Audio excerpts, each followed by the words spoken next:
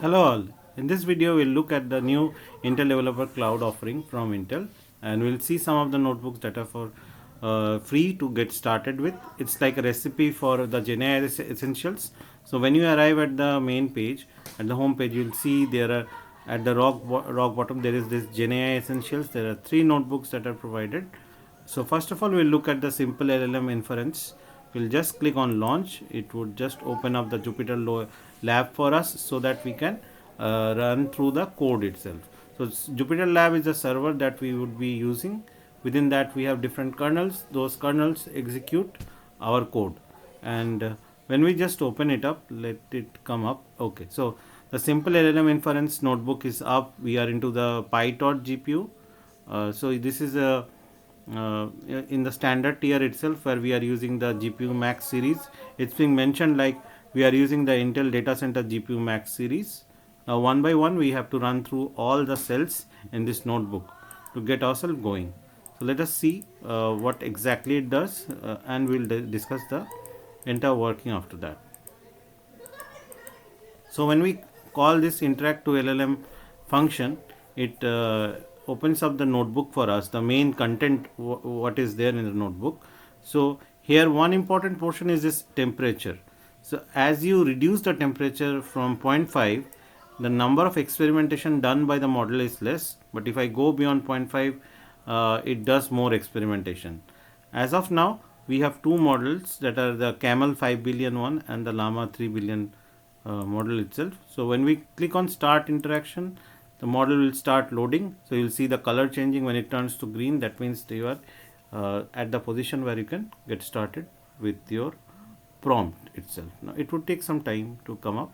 Now it's green. Okay, so now you can ask questions from this. It would just turn up the open source model. We are not using OpenAI at all, and this is Llama 2 integration or the 5 billion model that we have.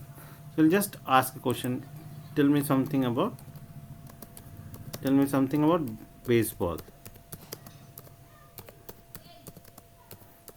So let's see, like if you are able to pull up some information on this or not.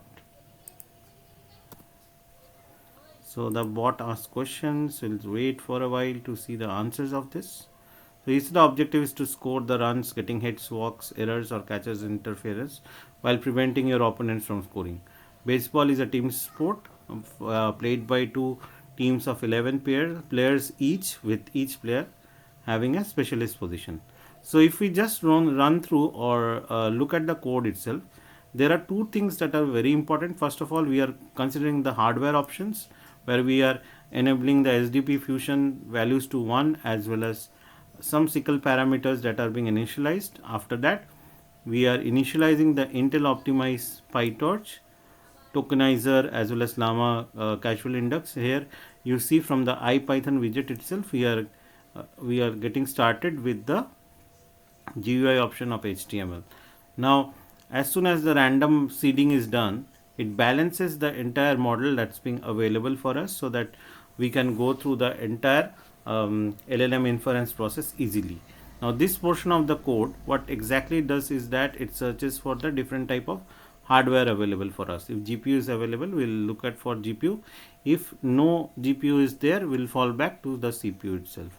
Now with that, we have this chat model class definition, where we are looking at the initialization of it.